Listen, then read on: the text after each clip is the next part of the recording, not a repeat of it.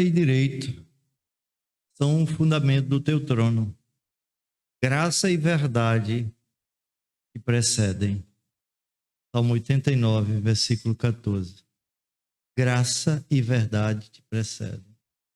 A graça vem antes da verdade. Porque uma verdade sem graça é uma desgraça. Uma desgraça. E é isso que os amigos de Jó estão fazendo com ele. Vamos abrir as nossas Bíblias, capítulo 31 de Jó. Jó 31. Eu vou ler dos versículos 16 a 23. Vocês vão acompanhar, não vão desmarcar o texto. E antes eu quero dar o título da palestra. Integridade no trato com os necessitados e indefesos. Integridade no trato com os necessitados e indefesos. Acompanhe a leitura, versículo 16 até o 23. Se retive o que os pobres desejavam, ou fiz desfalecer os olhos da viúva, ou se sozinho comi o meu bocado, e o órfão dele não participou, porque desde a minha mocidade cresceu comigo, como se eu lhe fora o pai, e desde o ventre da minha mãe fui o guia da viúva. Se há alguém vir perecer por falta de roupa, e ao necessitado por não ter coberta, se os seus lombos não me abençoaram, se ele não se aquentava com a lã dos meus cordeiros, se eu levantei a mão contra o órfão, por me ver apoiado pelos juízes da porta, então caia a omoplata do meu ombro e seja arrancado o meu braço da articulação, porque o castigo de Deus seria para mim um assombro e eu não poderia enfrentar a sua majestade. Vocês já perceberam o padrão aqui do capítulo 31, né? Eu lembro aos irmãos que todo o capítulo 31 é Jó ocupado fazendo um juramento solene de integridade da sua vida, privada e pública. Podemos esquecer isso. Neste capítulo, Jó lista crimes específicos. Na verdade, ele lista 14 crimes específicos nesse capítulo, negando todos eles. A forma que Jó usa é a seguinte: se eu fiz X, então que Y me aconteça. Certo? X é o crime, Y é a pena. Então entenda, uma vez que Jó entrega tudo a Deus e não a um tribunal humano, não há aqui apelo ao testemunho do homem. Ele não está pedindo que os seus amigos testemunhem que aquilo ali é verdade. Não, ele já fez isso o tempo inteiro. Agora ele entregou tudo a Deus. Jó claramente age a partir da percepção que Deus conhece todas as coisas e julga até as intenções secretas do coração. Diz ele aí no versículo 4, 31:4. Não vê Deus os meus caminhos e não conta todos os meus passos? Meus irmãos, a sentença que Jó se submete em seu juramento de integridade não é uma pena legal, tal como uma multa proporcional ou uma reparação. Senhor, se eu fiz algo errado, se eu roubei alguma coisa dos pobres, que eu restitua de forma quadruplicada. Não, não é isso. Ele está se submetendo à justiça de Deus, admitindo que não cometeu tais e tais pecados, conforme seus amigos acusavam, e que Deus, olha o que é que ele está pedindo, que Deus providencie que outra pessoa faça a mesma coisa com ele através da retaliação, olho por olho, dente por dente, se de fato ele está sendo falso naquilo que está professando.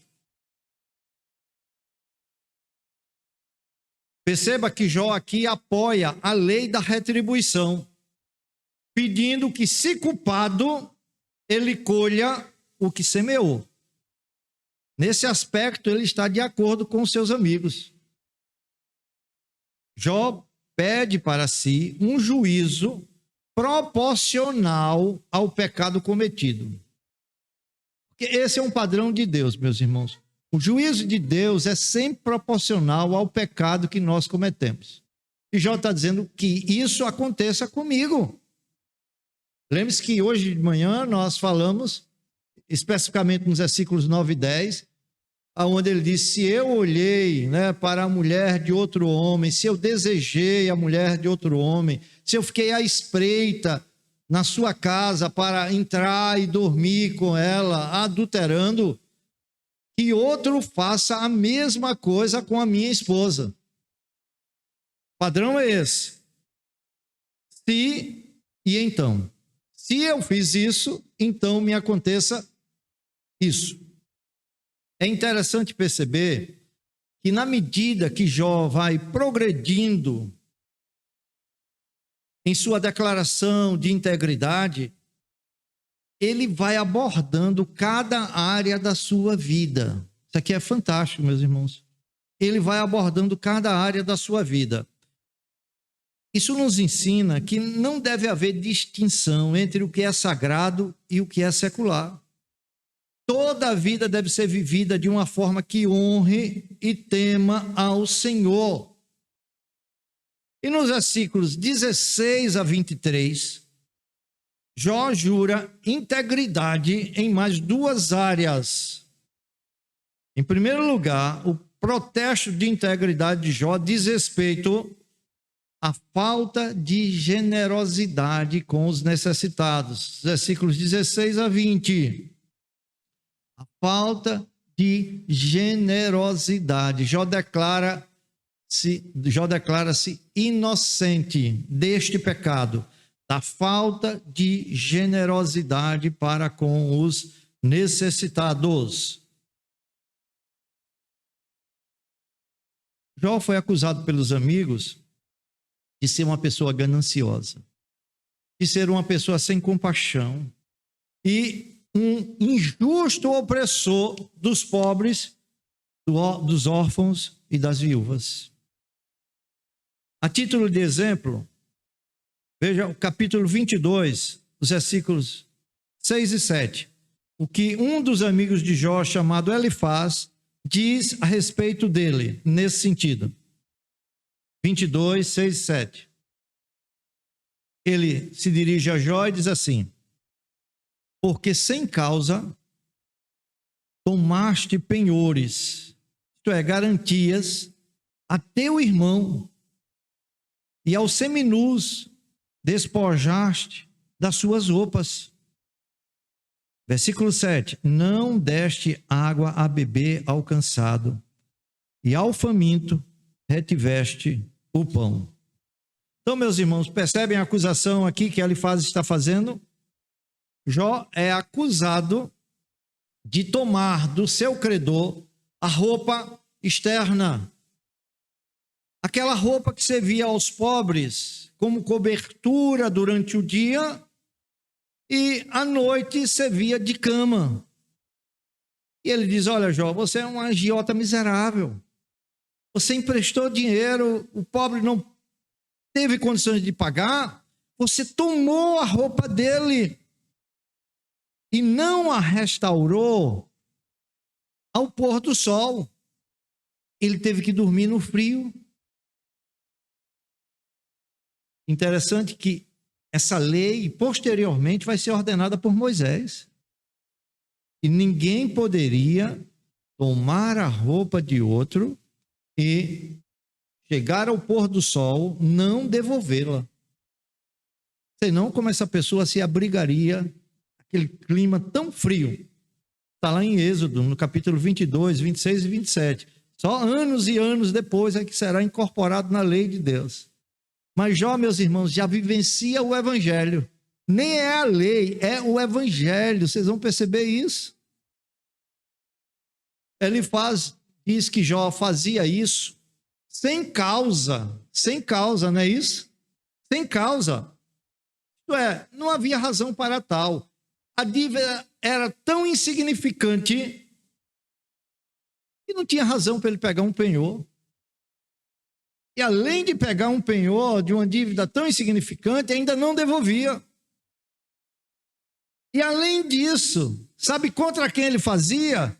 Contra um irmão, contra um parente, contra um amigo, o sentido é esse aqui, contra um vizinho, uma pessoa bem achegada. E o cara é tão perverso, o cara é tão mau, que tinha coragem de fazer isso com um membro da sua família, ou com um amigo, ou com um vizinho.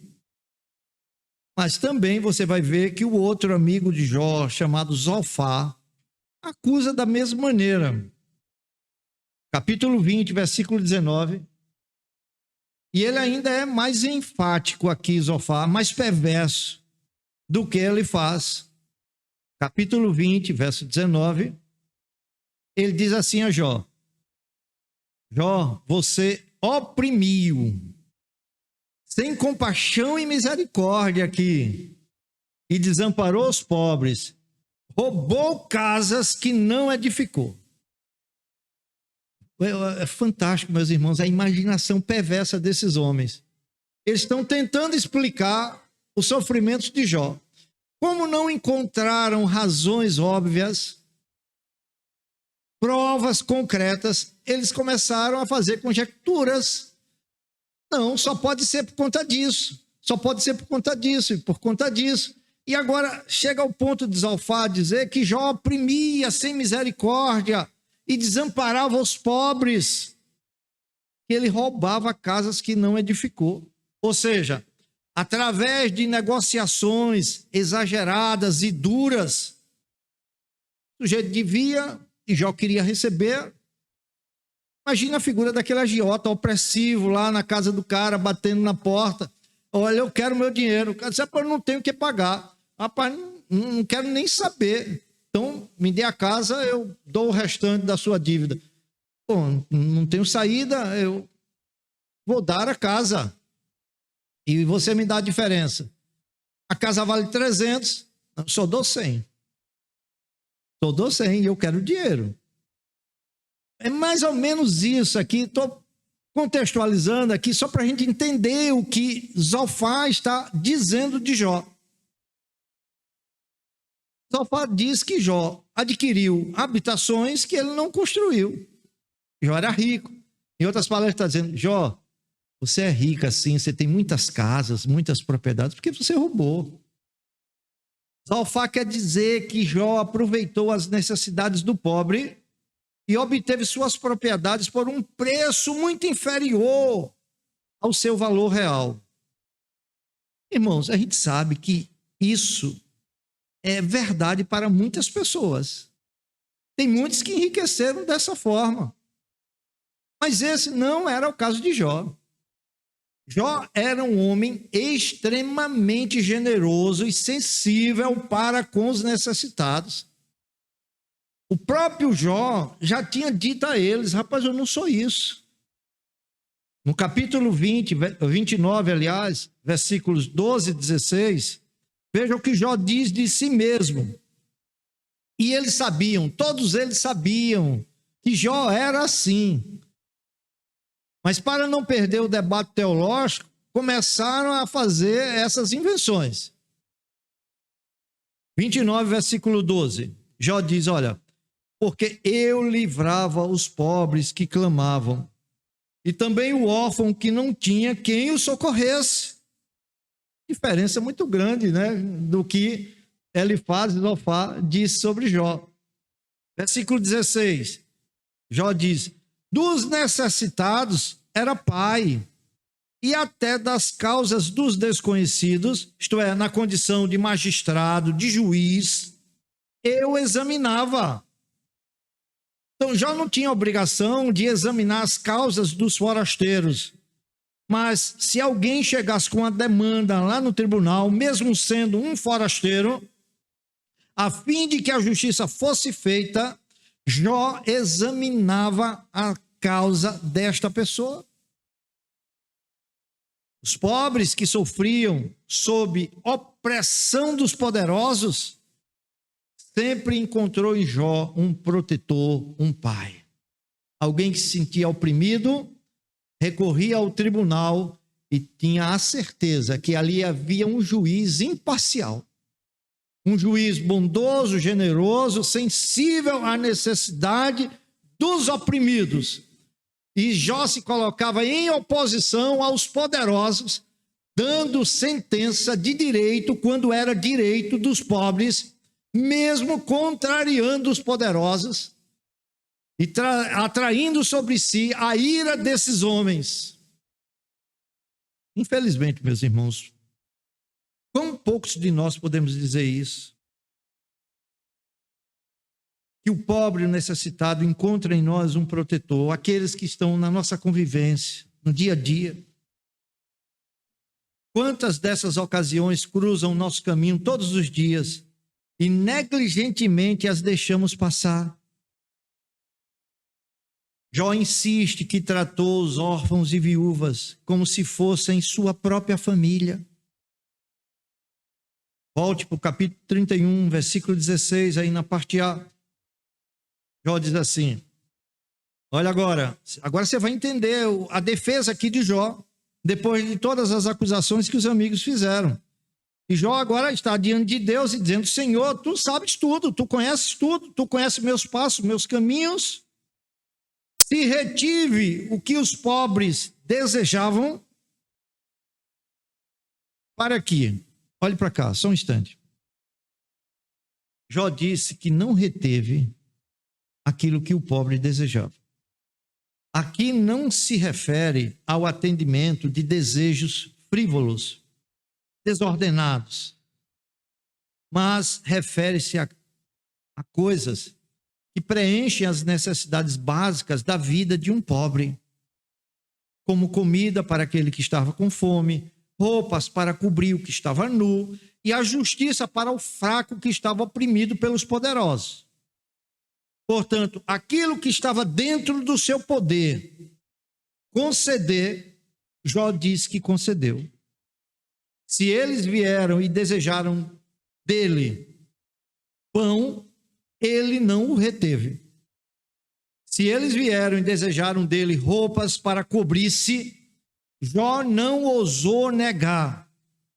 Se eles vieram e desejaram dele justiça, ele, na condição de juiz e magistrado, não a reteve.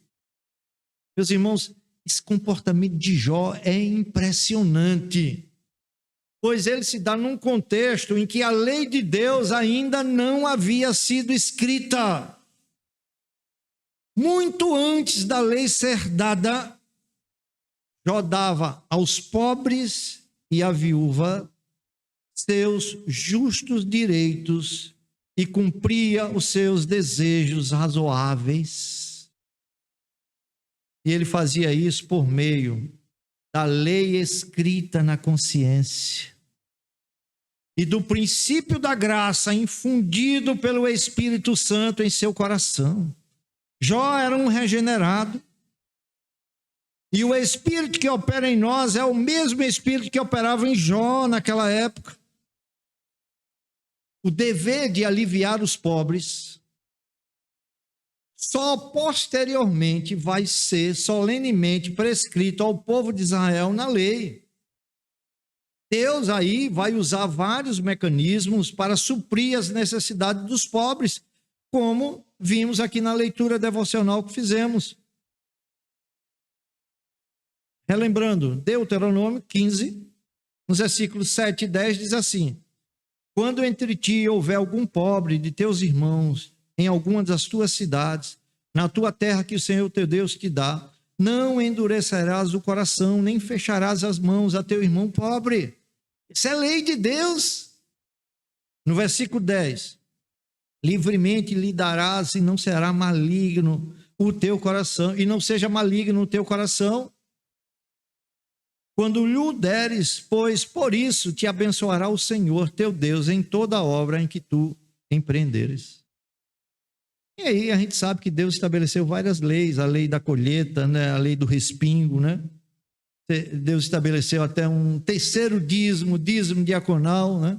Em que o sujeito era obrigado a ter um depósito ali, separado de 3 em 3 anos, aquele dízimo diaconal para o órfão, para a viúva, para o levita, para o estrangeiro. Então, Deus vai estabelecer vários mecanismos na lei para suprir a necessidade desses pobres. Só que Jó não tinha lei, meus irmãos, escrita. A lei estava na sua consciência e o Espírito operando em seu coração. E Jó está além do seu tempo. Jó está além do seu tempo. É um milagre de Deus, é um mistério de Deus, meus irmãos. Levantar um homem tão piedoso em meio a esse contexto pagão. Irmãos, cuidar dos pobres e necessitados é um dever das pessoas piedosas. Muito tempo depois, Tiago vai dizer lá no capítulo 1, 27, a verdadeira religião pura e sem mácula para com nosso Deus e Pai é esta: cuidar, visitar os órfãos e as viúvas nas suas tribulações, e assim mesmo guardar-se incontaminado do mundo. E Jó fazia isso com grande naturalidade, com regularidade. 31, parte B.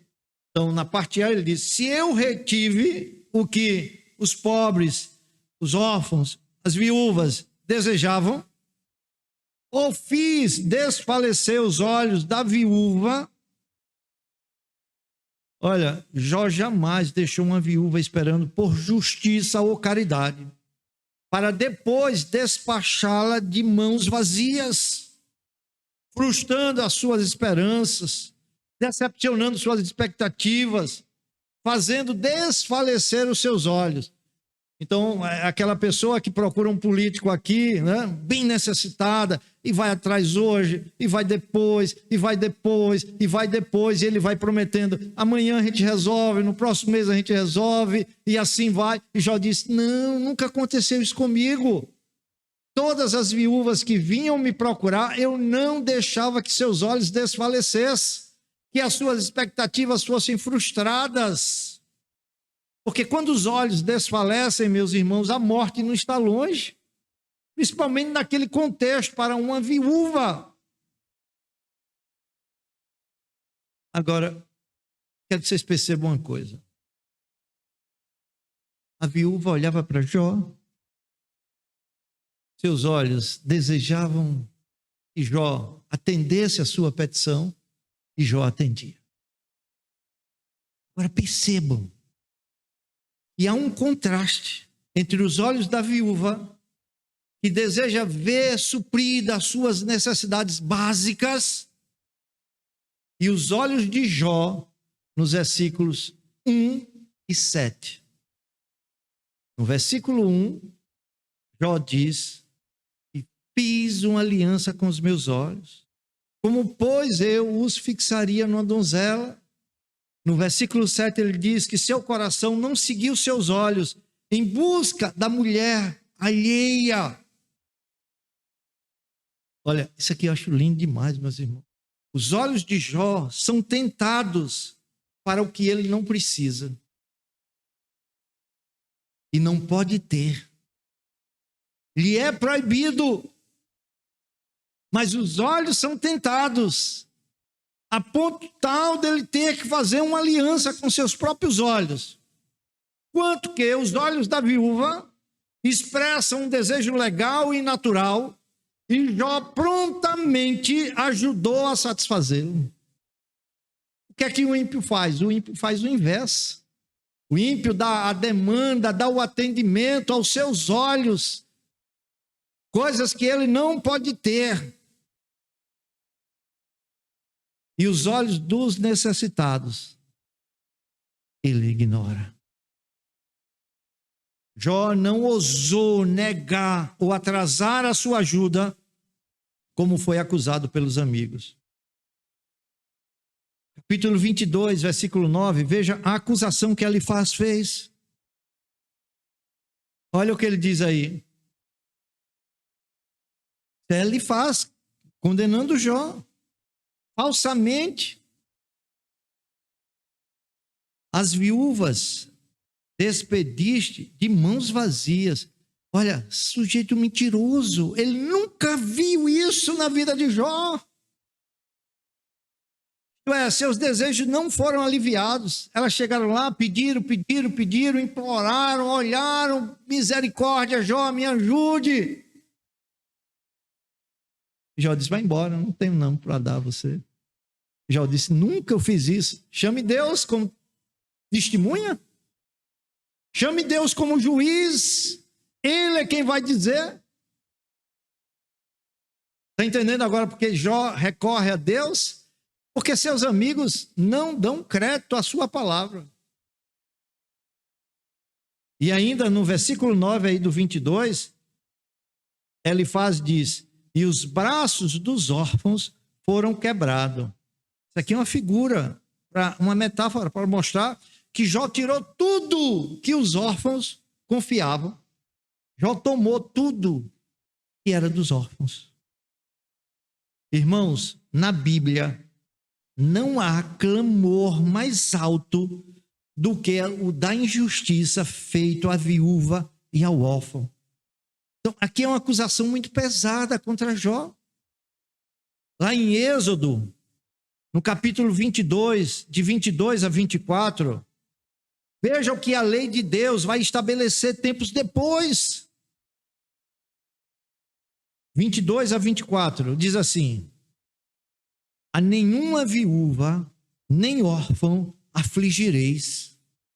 Se de algum modo os afligirdes, e eles clamarem a mim, isso é Deus que está falando, e eles clamarem a mim, eu lhes ouvirei o clamor, a minha ira se acenderá, e vos matarei a espada. Vossas mulheres ficarão viúvas, e vossos filhos órfãos. Dente por dente, olho por olho. Meus irmãos, uma maldição é pronunciada sobre aquele que perverteu o julgamento do órfão e da viúva. Deuteronômio, no capítulo 27, versículo 19, diz assim, maldito aquele que perverteu o direito do estrangeiro, do órfão e da viúva. E todo o povo dirá amém. Eis a razão, meus irmãos, para que os amigos de Jó pensem que suas calamidades são uma recompensa natural e proporcional de seus pecados. Não, Jó, você só está nesse estado miserável de perder tudo, de perder os seus filhos, de estar doente, sentado na lixeira aí. Por que, Jó, você reteve aquilo que era da viúva? Você não deu ao pobre, você tomou do órfão, você quebrou o braço do órfão.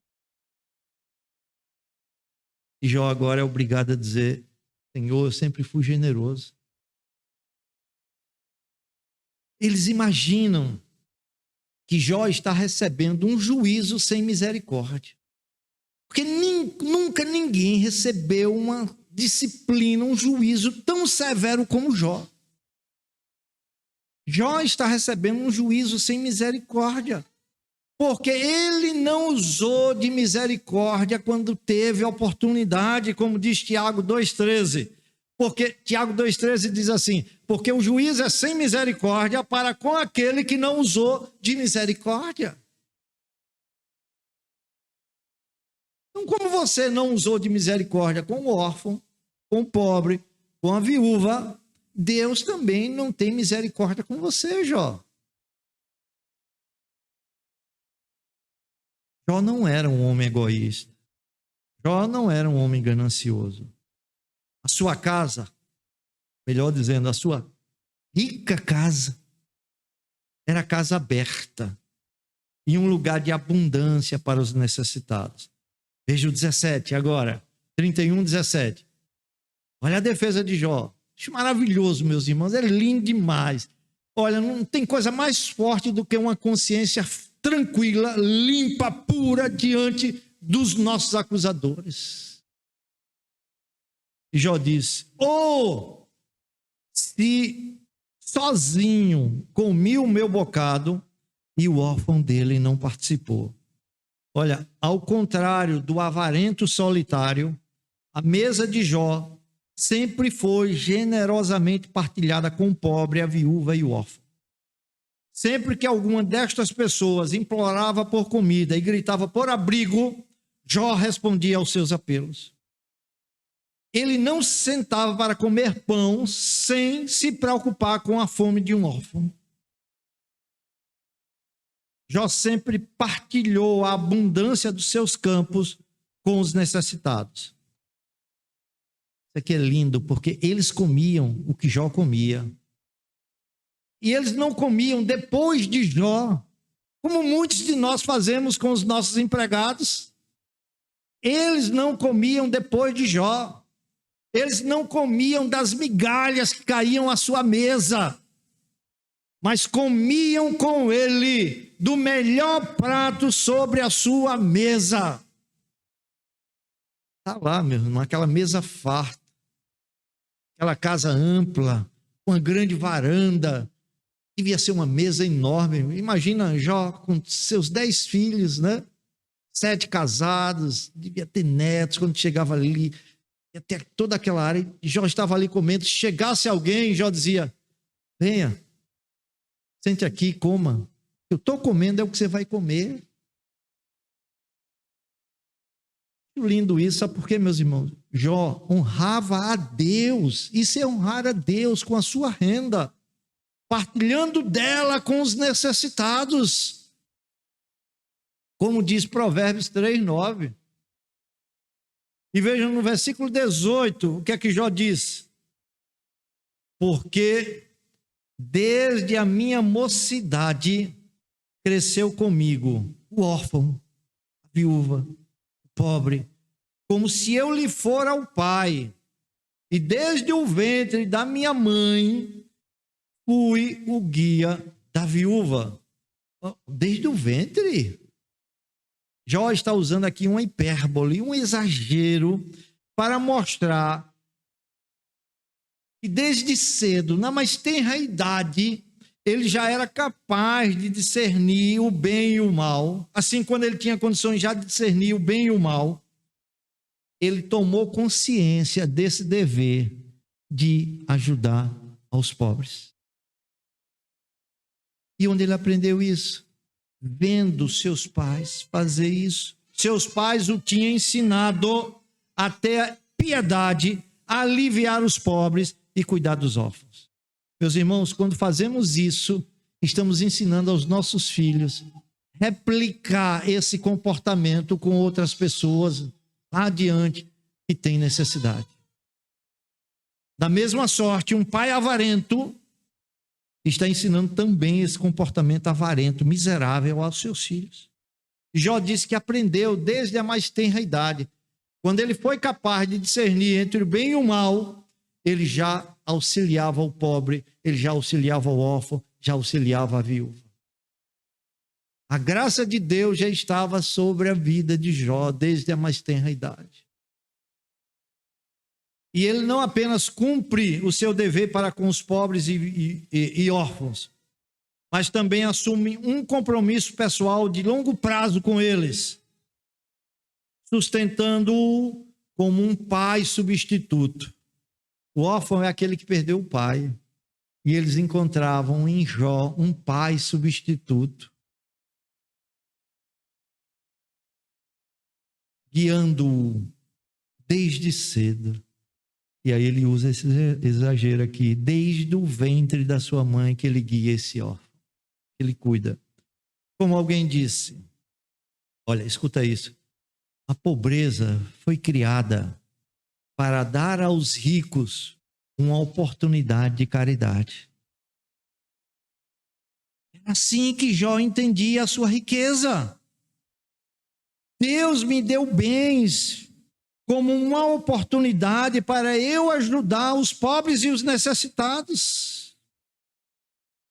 E recebemos das mãos de Deus também a mesma coisa. Não precisamos ter todas as fazendas que Jó tinha, não precisamos ter todo o gado que Jó tinha, mas o emprego que nós temos, que recebemos de Deus, que supre as nossas necessidades, ele não pode apenas ficar circulando entre as nossas necessidades. Então, meus irmãos, é aqui que Jó retorna ao seu juramento.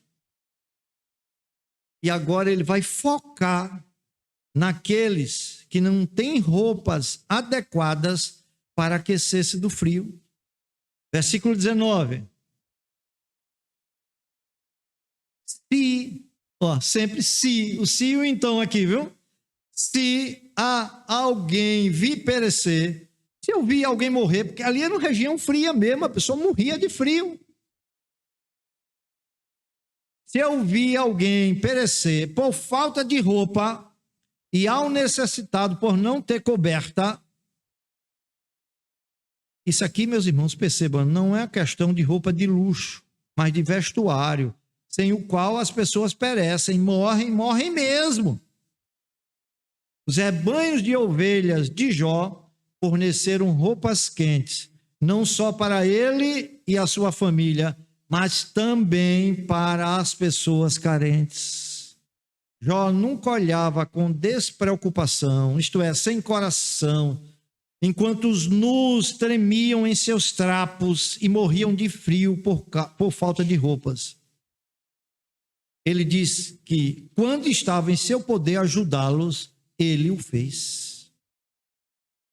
Olha, vestir os pobres é repetidamente mencionado nas Escrituras como um dos deveres da caridade. O próprio Jesus diz lá em Mateus 25, 36, estava nu e me vestiste. Olha, irmãos, essas palavras de Cristo aqui devem fazer com que ponhamos as mãos em nossa consciência. Ponhamos a mão na consciência. Olhar as roupas penduradas em nosso guarda-roupa é uma vergonha, pois muitas delas deveriam estar vestindo os lombos dos pobres, mas estão mofando lá. Você não usa mais, nem dá.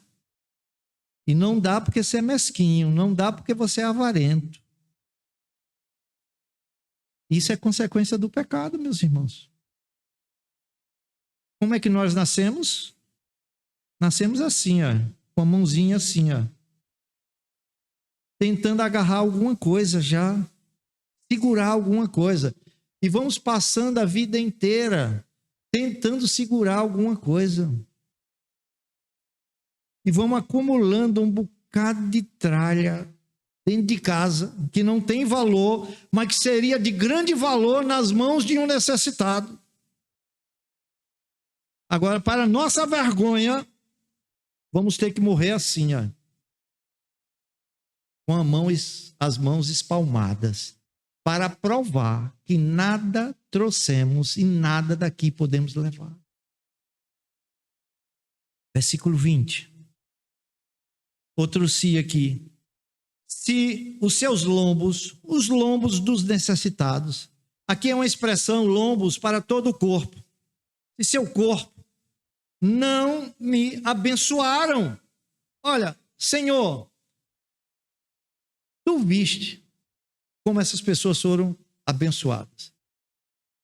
E tu vistes também como elas me abençoaram, como elas foram gratas por aquilo que receberam das minhas mãos. E se, como meus amigos estão dizendo, se os lombos dessas pessoas não me abençoaram, se ele não se aquentava com a lã dos meus cordeiros, olha, aqueles que tiveram os lombos cobertos com a lã dos cordeiros de Jó, elogiavam sua caridade. Bendiziam e agradeciam a Deus por ele. e oravam pedindo que Deus o abençoasse mais e mais e mais e mais. Olha, quer ser motivo de oração para várias pessoas? Abençoe essas pessoas. Elas vão ter um coração muito grato e vão pedir a Deus por você, e vão pedir a Deus para que Deus te abençoe mais e mais e mais e mais. E Deus vai te abençoar mais e mais e mais, para você dar mais e mais e mais e mais. Porque ao fazer isso, você está glorificando a Deus.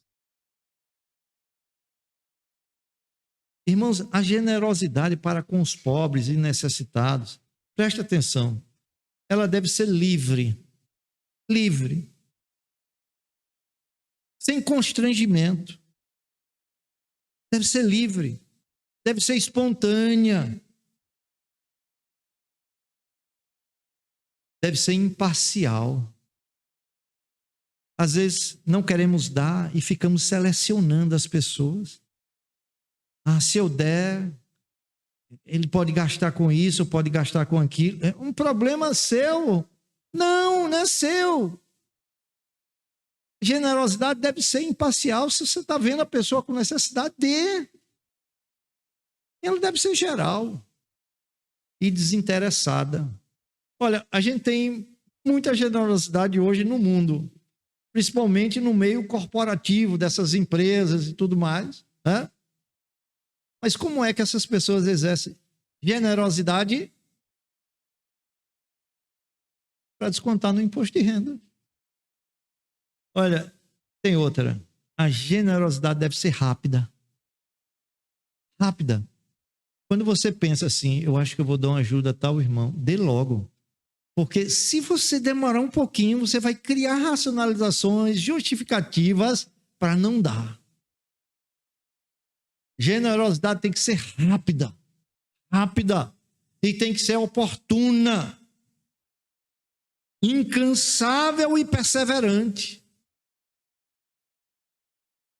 Ela deve ser dentro da nossa capacidade, dentro da nossa oportunidade. Você, por exemplo, não pode pegar o dízimo do Senhor e dizer, eu vou ser generoso. Generoso com o que é dos outros? Não é isso. Generosidade é outra coisa. Agora, acima de tudo, a generosidade deve ser gentil e alegre. Gentil e alegre. A maneira da ação, muitas vezes, é tão importante quanto a própria ação. O próprio Deus diz que devemos dar com alegria. E Deus se agrada daquele que dá com alegria. Então é isso, meus irmãos. Em primeiro lugar, está aqui o protesto de integridade de Jó, e ele diz respeito à falta de generosidade com os necessitados. Consegue perceber o embate aí entre ele e seus amigos dizendo uma coisa, Jó dizendo outra, e Jó agora apelando ao tribunal dos céus e dizendo, Senhor, seja minha testemunha e meu juiz. Se eu fiz isso, então me venha o castigo. Se eu não fiz, levante-se e declare a minha inocência. Porque meus amigos, devido ao que eu sofro, me têm tido como um grande pecador hipócrita. E até um perverso, um ímpio. Em segundo e último lugar, o protesto de integridade de Jó diz respeito à violência contra os indefesos. Os amigos de Jó acusavam ele disso, dizendo que ele era violento contra os indefesos. Versículos 21 a 23. Jó agora vai jurar não ter sido hostil e violento contra os indefesos. Versículo 21. Se eu levantei a mão contra o órfão, onde é que Jó podia levantar a mão contra o órfão? Na demanda do órfão. No tribunal, ele era juiz. Se lá na hora eu dei o meu voto, dei a minha sentença contra o órfão, o indefeso, se eu me aproveitei, se esse órfão tinha uma demanda contra mim, né? E eu aproveitei do meu poder, da minha influência contra ele, e ele diz assim, olha, se eu levantei a mão contra o órfão, por me ver apoiado pelos juízes da porta, preciso explicar duas coisas. O órfão exemplifica alguém sem qualquer poder ou meio para influenciar o tribunal. Certo? Vamos imaginar hoje um trabalhador rural que tem a sua demanda lá no tribunal. Não tem nenhum poder para influenciar. E a expressão levantar a mão significa condenar e agir em juízo. Isto é, Jó não aproveitou da sua posição de juiz para oprimir um órfão sequer. Embora o desequilíbrio de poder entre eles é extremo. Jó diz, eu tinha aliados no portão. Que é isso? E podia usar dessa influência. Eu tinha amigos no portão e podia usar dessa influência. A palavra portão aqui significa tribunal. Porque o tribunal ficava no portão da cidade. O portão da cidade era o local de negócios e julgamento.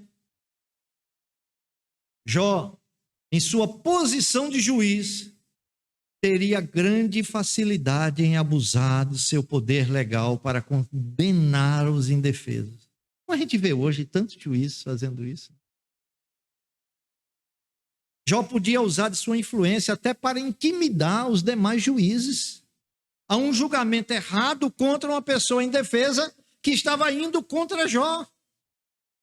Uma demanda, por exemplo, trabalhista de alguém contra Jó. Como fez Jezabel, usando de seu poder, corrompeu os anciãos e os nobres da corte para obter a vinha de Nabote. Está lá em 1 Reis 21, de 7 a 13. Porém, Jó aqui, meus irmãos, confessa que não abusou de sua posição e poder.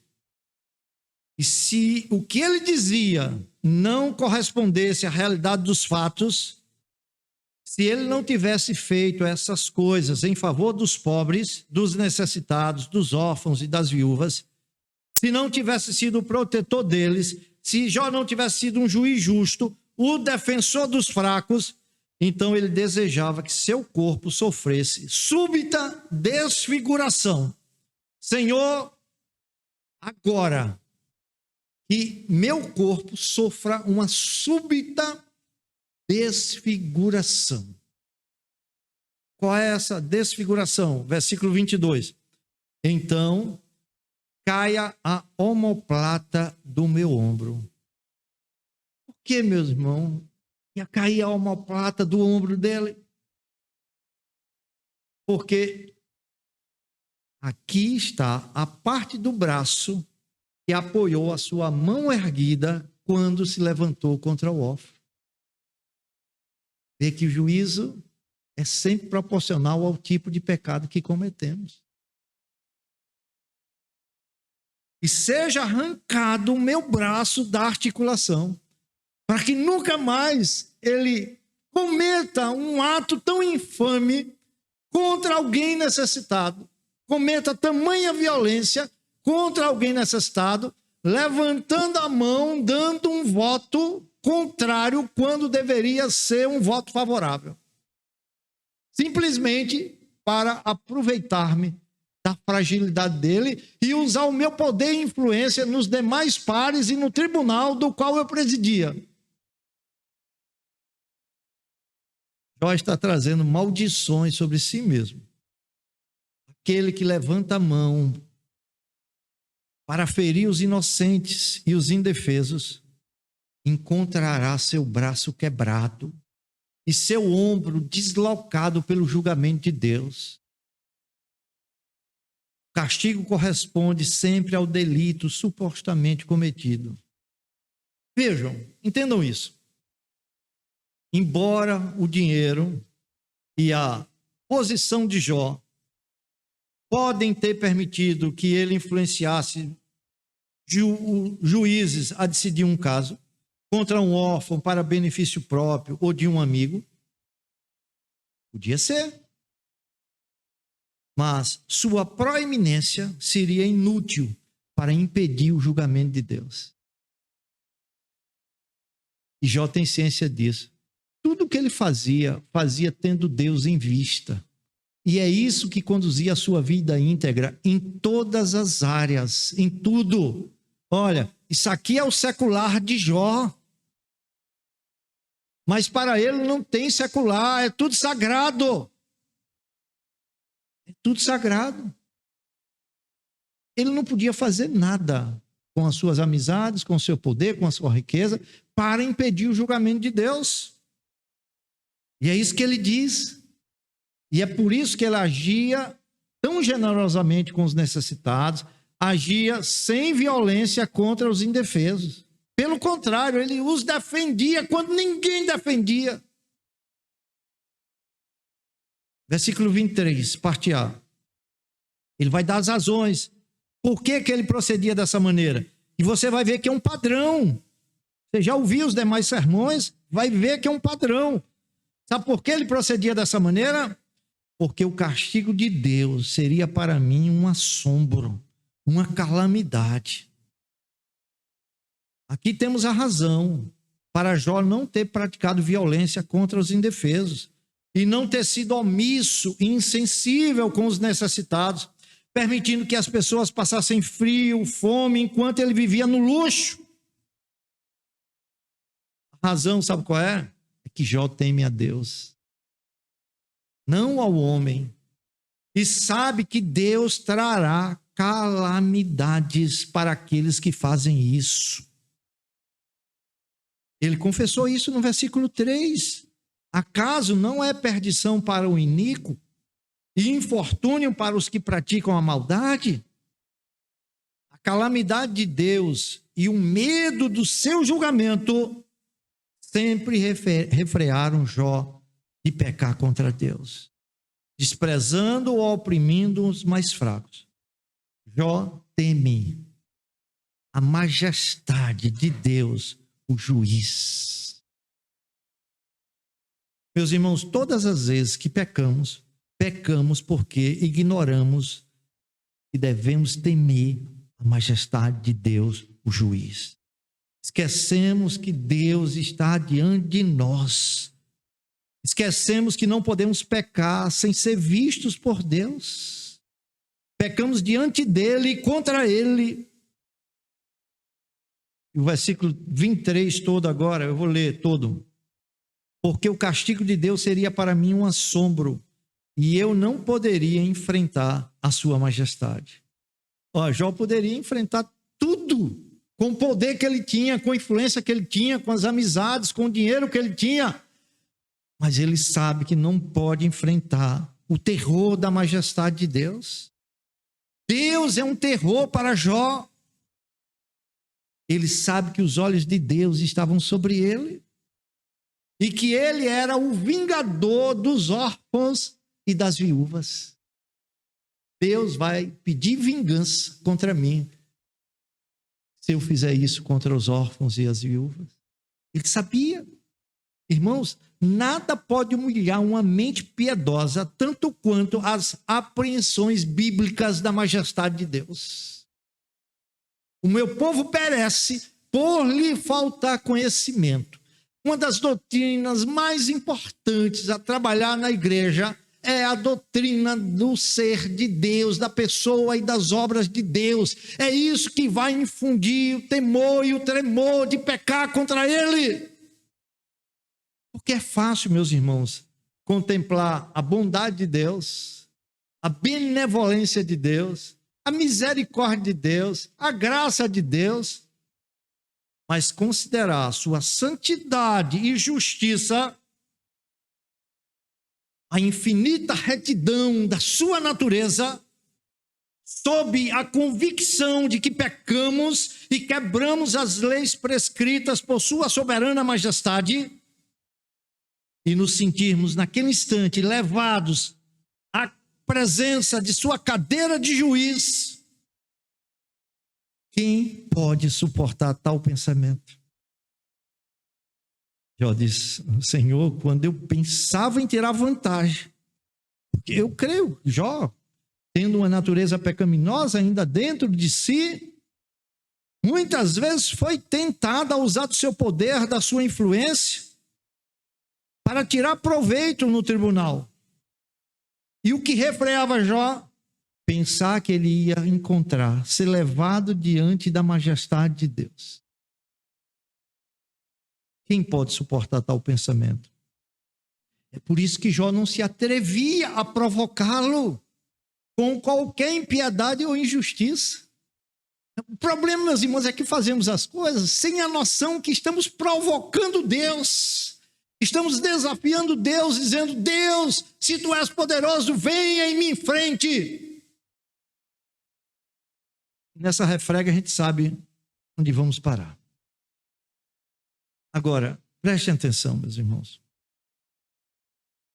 Apesar de Jó viver de forma íntegra,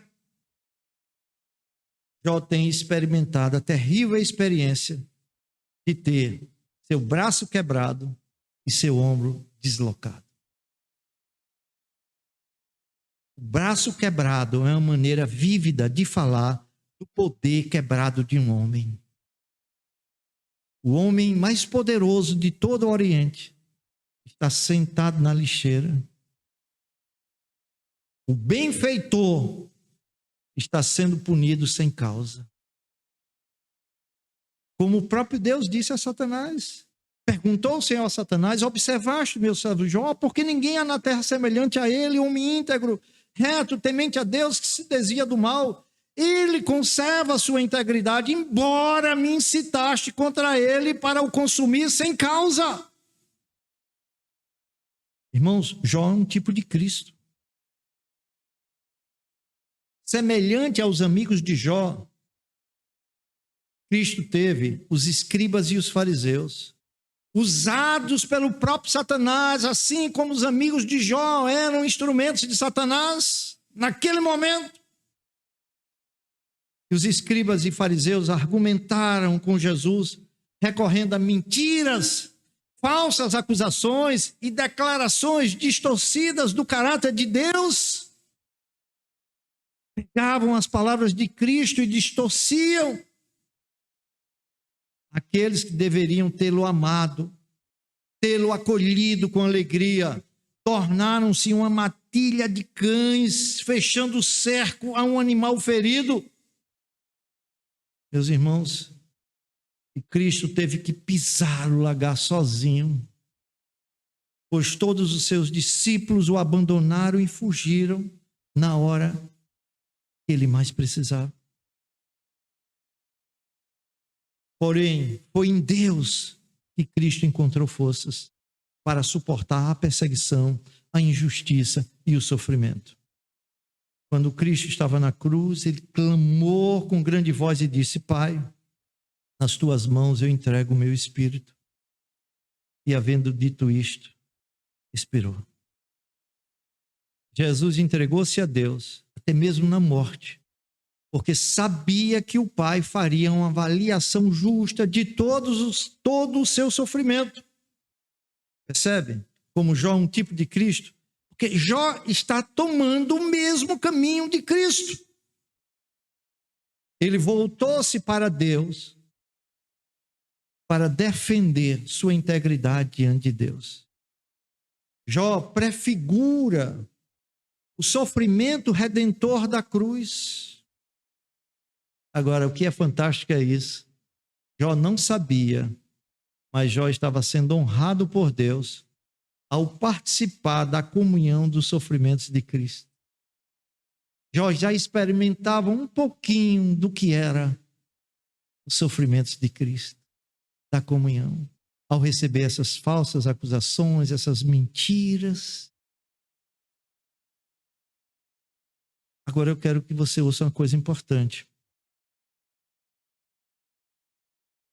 O sofrimento de Jó também faz sentido à sua vida. quando você compreende que na posição de cristão foi chamado para preencher em seus sofrimentos o que resta das aflições de Cristo a favor da igreja. Você está sendo abençoado também em meio aos seus sofrimentos injustos. Você está sendo co-participante dos sofrimentos de Cristo. De modo que, meu irmão, os seus sofrimentos imerecidos são ecos do sofrimento prefigurados nas indignidades de Cristo. Como Cristo e Jó, em meio às acusações falsas, tudo o que você deve fazer é, pela fé, entregar a sua alma continuamente aos cuidados daquele que pronunciará um veredito justo e que te levará para a glória. Amém, amém, amém.